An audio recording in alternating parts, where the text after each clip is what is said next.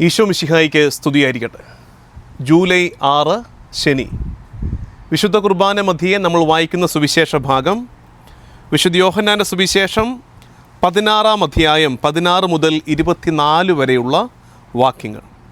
യോഹന്നാൻ്റെ സുവിശേഷം 16 അധ്യായം 16 മുതൽ 24 വരെയുള്ള വാക്യങ്ങൾ. ലേഖനം റോമാ ലേഖനത്തിൻ്റെ 14 അധ്യായം 13 മുതൽ 19 വരെയുള്ള വാക്യങ്ങളുമാണ്.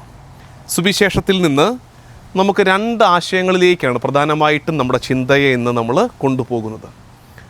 രണ്ടാമത്തെ ആശയത്തെ കുറച്ച് ഡീറ്റെയിൽ ചെയ്യും. ഒന്നാമത്തെ എന്തെന്നറിയാമോ? ഈ അധ്യായങ്ങളൊക്കെ ഈശോയുടെ ശിഷ്യന്മാരുമായുള്ള ഡിസ്കോഴ്സാണ്. ശിഷ്യന്മാരുമായിട്ട് ഇങ്ങനെ സംസാരിച്ചും പഠിപ്പിച്ചുമൊക്കെ പോവുകയാണ്. ഈ ഭാഗങ്ങളിലൊക്കെ 14, 15, 16, 17 അധ്യായത്തിൽ ഈശോയുടെ പുരോഹിത പ്രാർത്ഥനയും അങ്ങനെ ഈ ഭാഗമൊക്കെ ഈശോയുടെ ഡിസ്കോഴ്സ് നടന്നുകൊണ്ടിരിക്കുകയാണ്. അപ്പോൾ ഇവിടെ കർത്താവ് ഇവരോട് നോക്കിക്കേ, നിങ്ങൾ ആ ബൈബിൾ എടുത്തു വെക്കുകയാണെങ്കിൽ മനസ്സിലാവുമേ. ഈ 16 അധ്യായത്തിൻ്റെ 16 വാക്യം തുടങ്ങുന്നത് ഇങ്ങനെയാണ്: അല്പസമയം കഴിഞ്ഞാൽ നിങ്ങളെന്നെ കാണുകയില്ല, വീണ്ടും അല്പസമയം കഴിഞ്ഞാൽ നിങ്ങളെന്നെ കാണും എന്ന് പറഞ്ഞ് ഈശോ ശിഷ്യന്മാരെ പഠിപ്പിക്കുക. അപ്പോൾ ശിഷ്യന്മാർ തമ്മിൽ സംസാരിക്കുകയാണ്. അല്പസമയം കഴിഞ്ഞാൽ നിങ്ങളെന്നെ കാണുകയില്ല, വീണ്ടും അല്പസമയം കഴിഞ്ഞാൽ നിങ്ങളെന്നെ കാണും എന്നും ഞാൻ പിതാവിൻ്റെ അടുത്തേക്ക് പോകുന്നു എന്നും അവൻ നമ്മോട് പറയുന്നതിൻ്റെ അർത്ഥം എന്താണ് എന്ന് വെച്ചാൽ, ഈ പാവങ്ങൾക്ക് ഈ പറയുന്നൊന്നും മനസ്സിലാകുന്നില്ല.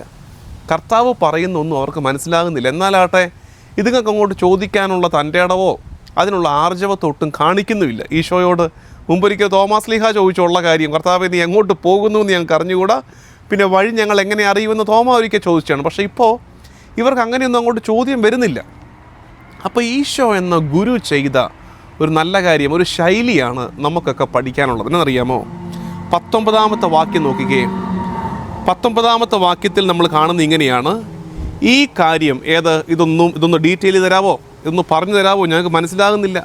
ഈ കാര്യം അവർ തന്നോട് ചോദിക്കാൻ ആഗ്രഹിക്കുന്നു എന്ന് മനസ്സിലാക്കി ഈശോ പറഞ്ഞു. എന്നിട്ട് ഈശോ അതിൻ്റെ വിശദീകരണം കൊടുക്കുകയാണ്. അതായത് നമ്മൾ മാതൃകയാക്കേണ്ട കർത്താവിൻ്റെ ശൈലി എന്നറിയാമോ?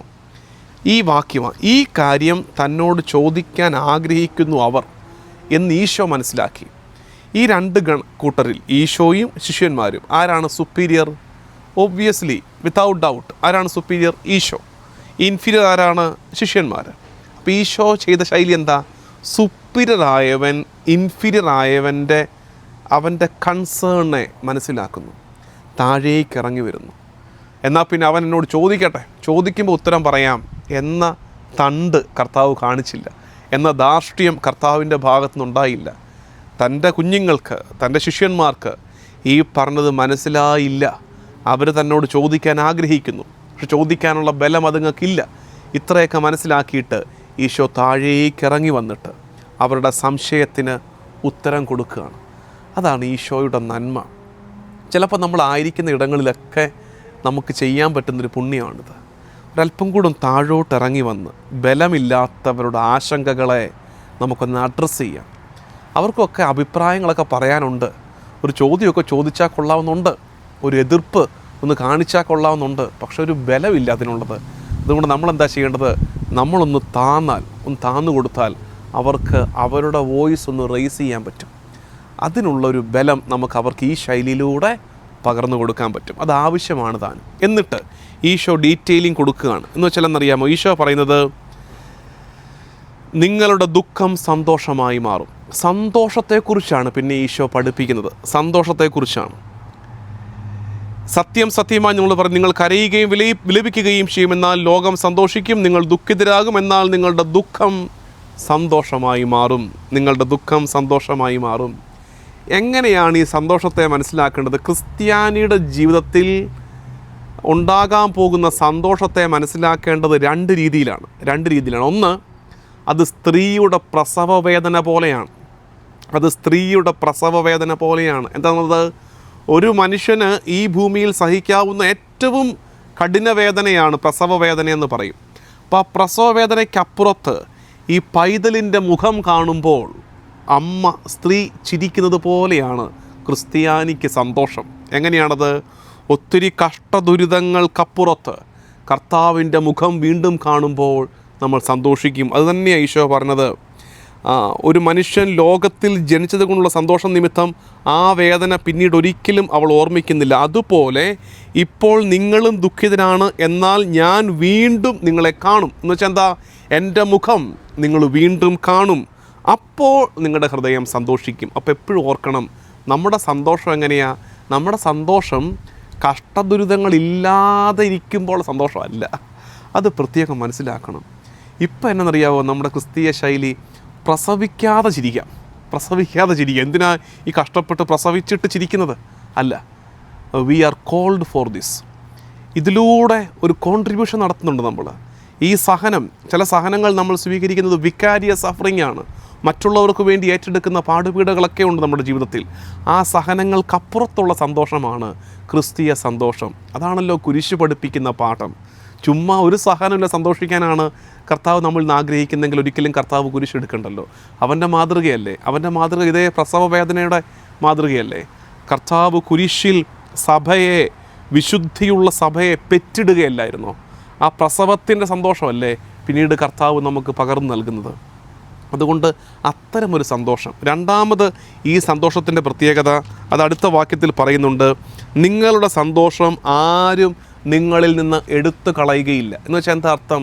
മാറ്റമില്ലാത്ത സന്തോഷത്തിലേക്കാണ് നമ്മൾ ക്ഷണിക്കപ്പെട്ടിരിക്കുന്നത്. മാറ്റമില്ലാത്ത സന്തോഷം. അതെന്താ കാര്യം? നമ്മൾ സന്തോഷിക്കുന്നത് മാറാത്തവനിലാണ്. മാറാത്തവനിൽ സന്തോഷിക്കുമ്പോൾ പിന്നെ സന്തോഷത്തിന് മാറ്റം ഉണ്ടാകുന്നത് എങ്ങനെയാണ്?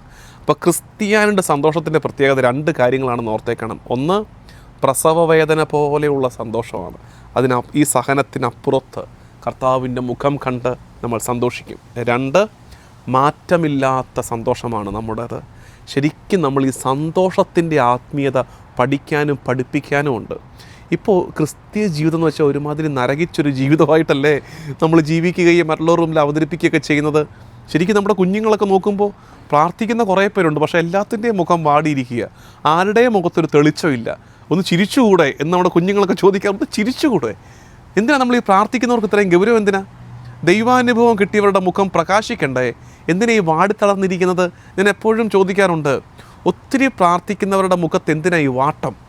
പ്രാർത്ഥന എന്താ? കർത്താവിൻ്റെ അനുഭവമല്ലേ, സാന്നിധ്യാനുഭവമല്ലേ, കർത്താവിൻ്റെ മുഖം കാണലല്ലേ? കർത്താവിൻ്റെ മുഖം കണ്ടവൻ്റെ മുഖം എന്തിനാ വാടിയിരിക്കുന്നത്? ഒത്തിരി പ്രാർത്ഥിച്ചിട്ട് മുഖം വാടിയിരിക്കുകയാണെങ്കിൽ അതിൻ്റെ അർത്ഥം പ്രാർത്ഥനയ്ക്ക് എന്തോ കുഴപ്പമുണ്ട്, നമ്മുടെ പ്രാർത്ഥനാ ശൈലിക്ക് എന്തോ കുഴപ്പമുണ്ട്.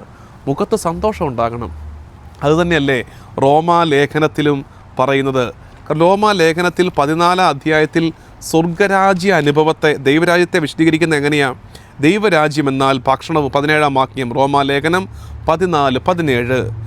ദൈവരാജ്യം എന്നാൽ ഭക്ഷണവും പാനീയവുമല്ല, പ്രത്യുത നീതിയും സമാധാനവും പരിശുദ്ധാത്മാവിലുള്ള സന്തോഷവുമാണ്. Righteousness, peace and joy in the holy spirit. പണ്ട് പാടിക്കൊണ്ട് നടന്നിരുന്നൊരു പാട്ടാണ്. Righteousness, peace and joy in the holy spirit. പരിശുദ്ധാത്മാവിലുള്ള ആനന്ദമാണ്. അതുകൊണ്ട് എൻ്റെ പ്രിയമുള്ള ദൈവജനമേ, ക്രിസ്തീയ ജീവിതം ആനന്ദത്തിൻ്റെ ജീവിതമാണ്, സന്തോഷത്തിൻ്റെ ജീവിതമാണ്. അത് ഈശോ ആഗ്രഹിക്കുന്നുമുണ്ട്. അത് മനസ്സിലാക്കാൻ നമുക്ക് രണ്ട് കാര്യങ്ങൾ. ഒന്ന്, ഈശോ ശിഷ്യന്മാരുടെ വൾനറബിലിറ്റിയിലേക്ക്, അവരുടെ ഇൻഫീരിയോറിറ്റിയിലേക്ക് താന്നിറങ്ങി വന്നതുപോലെ നമുക്ക് മുമ്പിലുള്ള സാധാരണക്കാരിലേക്കൊന്ന് താന്നിറങ്ങാൻ പറ്റണം. രണ്ടാമത്തെ കാര്യം, സന്തോഷം ക്രിസ്തീയ ജീവിതത്തിൽ ഒഴിച്ചുകൂടാനാകാത്ത ഭാഗമാണ്.